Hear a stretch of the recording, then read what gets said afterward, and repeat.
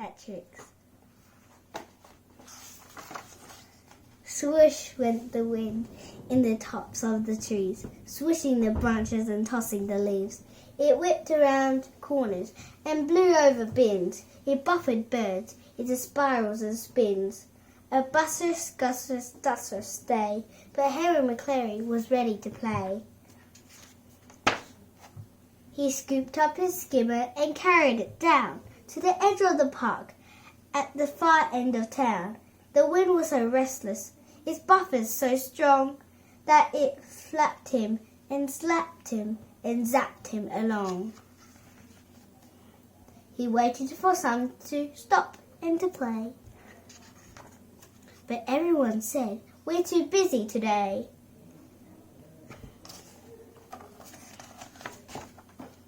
Along came Miss Plum. She patted his nose. "Maybe," she said, "just a couple of throws."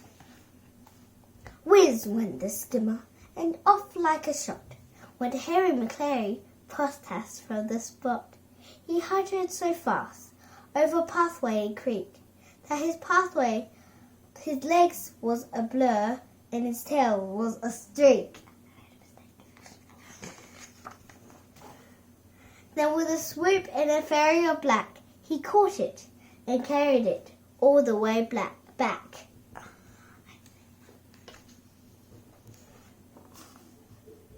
Zing went the skimmer, high over a seat, but Harry Maclary had wings on his feet.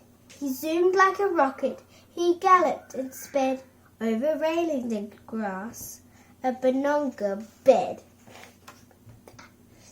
Then with a swoop and a fairy of black, he caught it and carried it all the way back. Up at the top, in summering sun, the wind was enjoying some frocous fun. It played with the hats, all the dresses, and the veils. It hassled the heads and tangled the tails.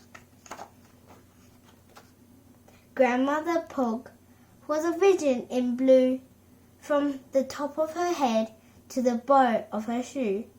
Her hat was a riot of ribbon and lace, roses and feathers that tickled her face.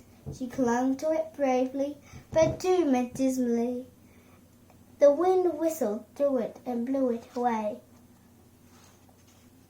Harry Maclary, as quick as a flash, was off on a desperate devil dash. Like a lightning he scooted scatty-skidoo, while faster and faster the hat simply flew. He chased it through the marigolds, over a frond, straight through the hedge to the edge of the pond. Then with a swoop and a fairy of black, he caught it and carried it all the way back.